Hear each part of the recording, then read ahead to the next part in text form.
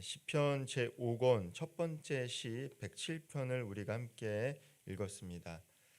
이 시편에는 주제가 있죠. 각 주제가 있는데 주된 내용은 무엇입니까? 하나님을 높이고 찬양하는 것입니다. 구원의 하나님을 찬양하는 것이 바로 시편의 주된 주제이기도 합니다.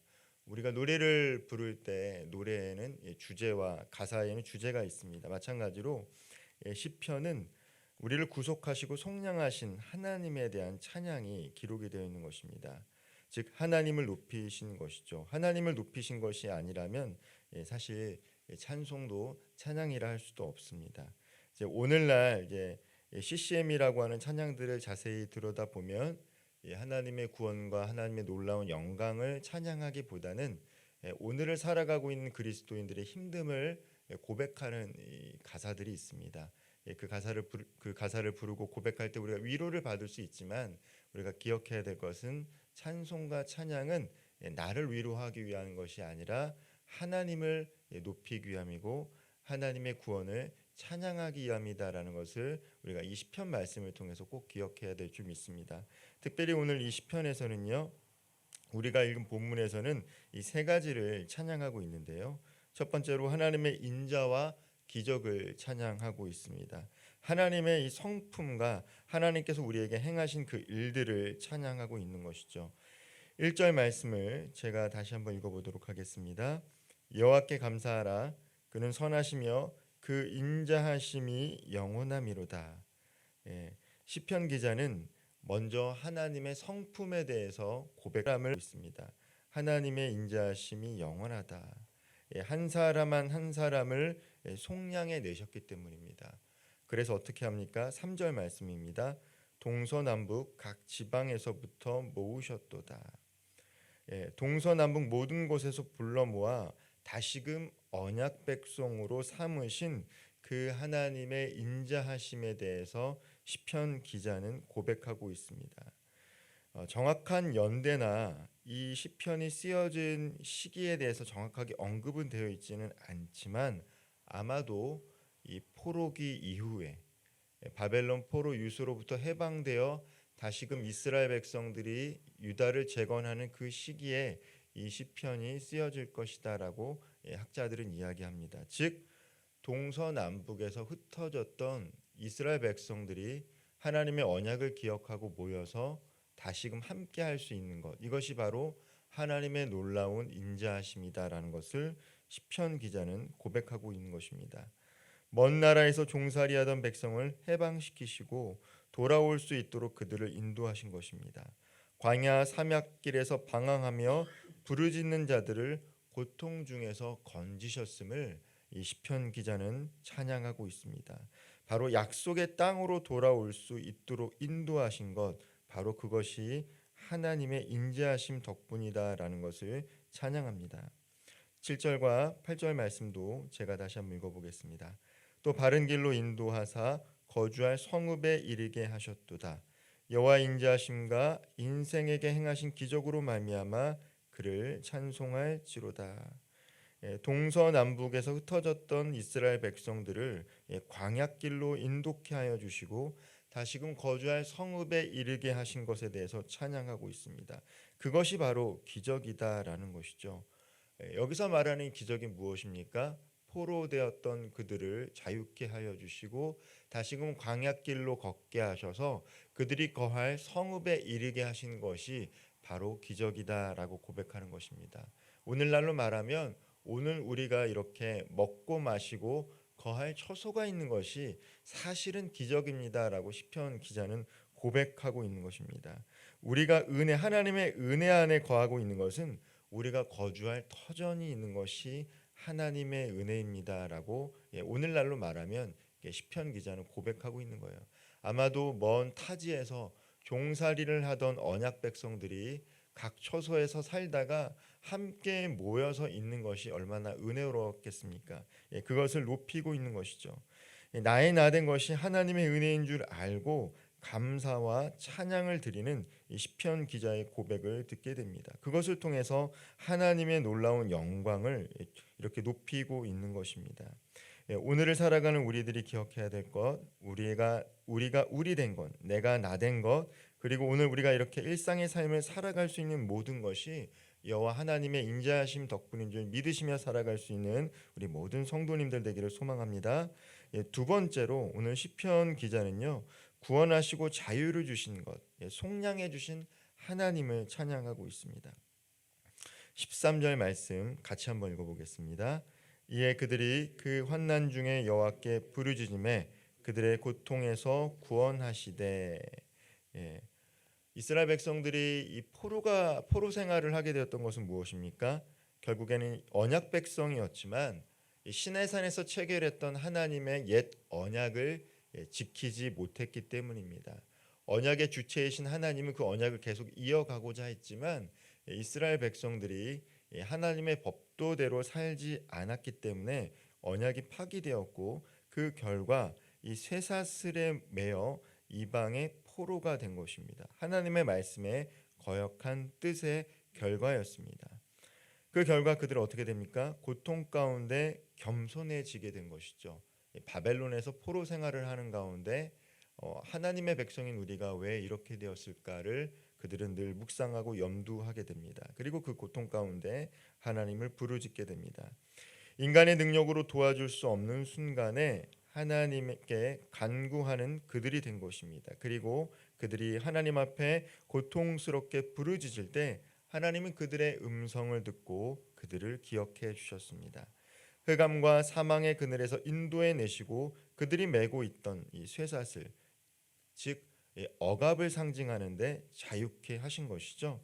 끊으신 것입니다. 이처럼 하나님의 구원은 겸손하고 낮아진 자, 부르짖은 자들에게 임하는 줄 믿으시기를 바랍니다. 특별히 이 구약에서의 구원은 이 전인적인 구원입니다.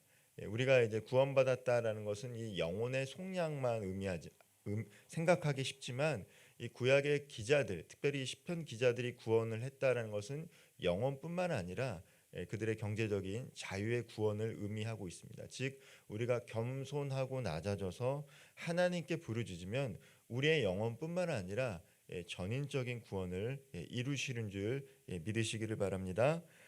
우리가 사경의 기간 동안 우리 강사님이 오셔서 출애굽기로 말씀을 전하셨을 때 제게 많이 와닿던 말씀이 하나님의 이 전인적인 구원이었다라는 것이죠. 우리가 살아가면서 하나님 내 영혼만 구원해 주셨다고 생각하는데 그렇지 않다라는 것입니다. 하나님은 우리 삶 가운데 모든 우리를 결박하고 있는 억압의 쇠사슬로부터 구원해 주실 수 있는 분임을 믿으시기를 바랍니다. 시편 기자는 이 전인적인 구원에 대해서 하나님을 찬양하고 있는 것입니다. 하나님의 구원은 겸손하고 낮아진 자에게 임하기 때문입니다. 미련하고 아무 공로 없는 자들을 구원하시고 자유케 하신 그 하나님을 시편 기자는 찬양하고 있습니다. 오늘날 우리가 죄에서 자유케 하신 것 바로 예수 그리스도의 십자가의 도 때문입니다. 예수님께서 십자가에 달려 죽으심으로 우리가 속량, 죄 사함을 받게 된 것입니다. 그런데 우리의 영혼만 구원받는 게 아니라는 것이죠. 예수 그리스도로 말미암아 하나님과 우리 사이에 끊어졌던 그 관계가 회복이 될 때 우리 삶 가운데는 영혼의 구원뿐만 아니라 이 전인적인 구원이 일어나는 줄 믿으시길 바랍니다. 오늘도 우리 삶 가운데 허락하신 그 십자가의 기쁨을 찬양하며 오늘도 하나님의 사랑을 선포하며 나아갈 수 있기를 소망합니다. 마지막으로 이 시편 기자는요, 병 고침에 대해서, 특별히 육신의 고침에 대해서 하나님을 찬양하고 있습니다. 이 17절과 이 18절 말씀을 제가 한번 읽어보도록 하겠습니다. 미련한 자들은 그들의 죄악의 길을 따르고 그들의 악을 범하기 때문에 고난을 받아 그들은 그들의 모든 음식을 싫어하게 되어 사망의 문에 이르렀도다. 정확한 상황에 대해서는 언급하고 있지 않지만 포로 생활을 마치고 광야길로 돌아온 그들이 음식을 싫어할 정도로 몸이 약해지고 고통 가운데 있었던 사람들이 있었던 것 같습니다. 육신의 질병은 큰 재난이지만 그 병에서 고침을 받게 될 때 하나님의 자비를 깨닫게 됩니다.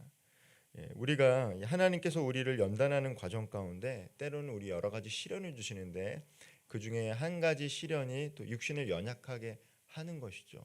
우리가 육신이 연약하면 어떻게 됩니까? 겸손해질 수밖에 없는 것이. 몸이 약해지면 마음도 약해지기 마련입니다. 또한 마음이 약해지면 어떻게 됩니까? 몸도 연약해지기 마찬가지입니다. 우리의 영과 육은 연결이 되어 있습니다. 헤브라임적 사상은 무엇입니까? 이혼론적 사상이 아니라 우리의 몸과 마음이 하나다라는 것이죠. 육신이 연약해지면 마음이 연약해지고 마음이 연약해지면 육신이 연약해집니다. 육신 가운데 질병이 찾아오면 어떻게 됩니까? 겸손해지게 되고 하나님 절대자를 찾게 됩니다. 인간에게 질병과 죽음이 찾아온 것은 구약 성경을 읽어보면 죄 때문이다라고 이야기하지만 꼭 죄 때문만은 아닙니다. 죄로 인해서 인간의 육신이 연약해질 수 있지만 때로는 하나님께서 연단하고 시험하시기 위해서 우리의 육신을 연약하게 할 때도 있다라는 것입니다. 우리가 육신이 연약하게 되면 어떻게 됩니까? 건강을 잃게 되고 생명을 위태롭게 만듭니다. 병든 사람은 맛있는 음식도 달갑지 않게 됩니다.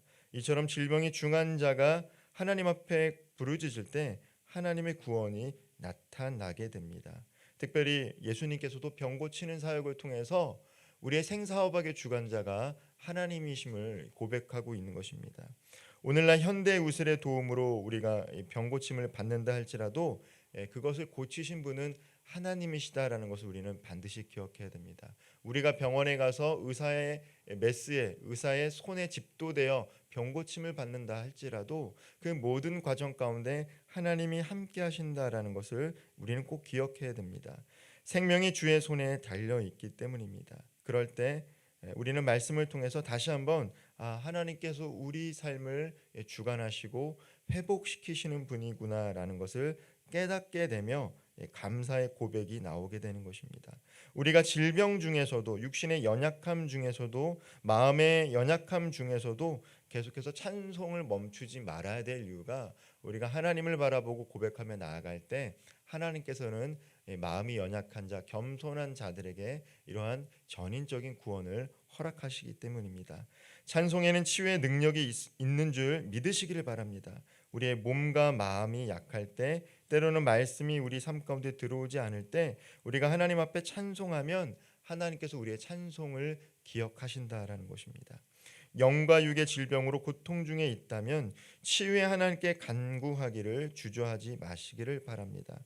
하나님을 높이고 찬양하면 하나님께서 때가 되었을 때 놀라운 구원의 은총을 우리들의 삶 가운데 허락하시는 줄 믿으시기를 바랍니다. 하나님의 구원과 치유 앞에 우리가 드릴 수 있는 최상의 보답이 무엇입니까? 바로 하나님을 높이는 찬양과 찬송입니다. 감사의 찬송을 드릴 때 하나님은 그것으로 흡족해 하시며 다른 것을 바라지 않는다라는 것이죠. 하나님께서 우리에게 원하시는 것이 무엇이 있겠습니까? 그저 우리의 마음 받기를 원하신다라는 것이죠. 우리가 자유하지 못할 때라도 병중에 있는 그 상황 속에서도 하나님이 나의 하나님 되심을 고백하며 나아갈 때 하나님께서는 그것이 큰 기쁨이 되고 그 찬송을 통해 하나님 영광 받으신다라는 것입니다.